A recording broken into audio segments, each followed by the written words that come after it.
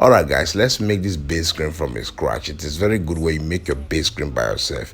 In here, I've added every other additive, including the cetyl alcohol and the salicylic acid. So we're making 2 kg of the base cream. So this is the second, Ewax I'm adding to make it 2 kg. It is very good. So now, like as I said, I've added every other powder. So we're just going to melt it. Okay, I've set my gas already, to just low, so that the heat can be just regular. So I'm just putting my oil. I'm using almond oil. So let's go.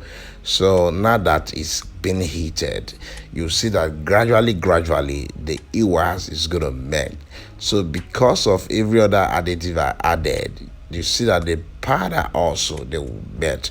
Basically, if you do it on your own, you'll notice that everything will melt, but some of the powder won't melt. All right, you will still see some lumps of powder, but this one is gonna melt because of the ingredient or the additives I added, because they are all dissolving solutions. So as a matter of fact, just give it a little time, you will see that the whole of it has melted.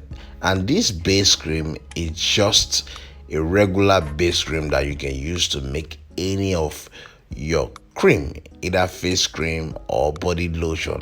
As well, you can also use it to make body scrub. It is very easy.